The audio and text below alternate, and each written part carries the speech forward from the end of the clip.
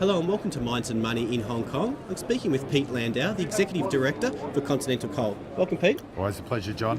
First of all, following the recent closure of the $5 million in bridging finance, what are the plans for the funds? Yeah, I mean, John, the $5 million was the first step. Obviously, the company had key finance creditors whose longer-term debts were expiring. So what we did with the $5 million, obviously, we paid out short-term creditors, and now we are in the process of finalising a significant underwritten rights issue to ensure that the company is fully funded and only, with minimal debt moving forward. So timing of that is definitely in the next four to 6 weeks. But currently our operations are cash flow positive, and all short-term creditors have been dealt with. Can you please provide an update on how the recapitalisation is progressing? Yeah, so as discussed, where we're at now is we're talking to one or two major underwriters for a rights issue. We'll be in the range of $30 million.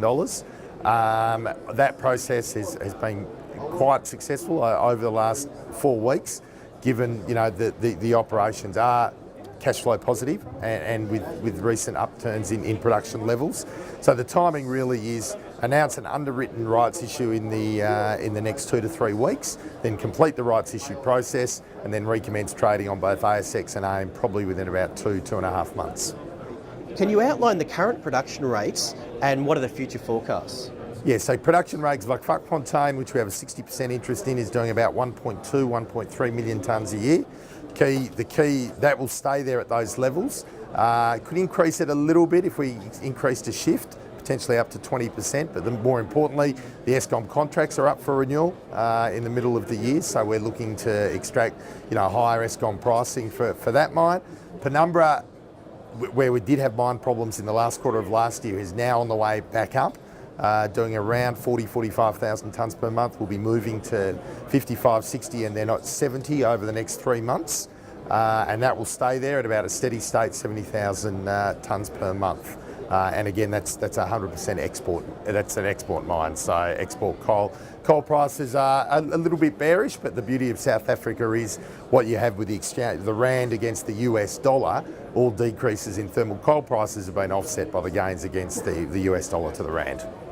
Finally, Pete, what are the key events for investors to look out for in 2014? A number of events with Continental. Obviously, completion of announcement of the underwritten rights issue, then the completion of the rights issue, which will probably include a new strategic partner. So that's a significant event to look out for in the coming weeks.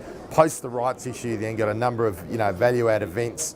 We're looking at toll treat washing, expanding at the Delta Wash plant. We're looking at, as I said, the renewed Eskom contracts, and then most importantly, the financing and development of the Witwatersrand mine. The Witwatersrand has a valid mining right issued. Water use licence is in the final stages of being issued, and then after that, you are looking at around a $25 million project financing, or coal loan or other financing to bring that mine into production, and we're targeting development to start Q3, Q4.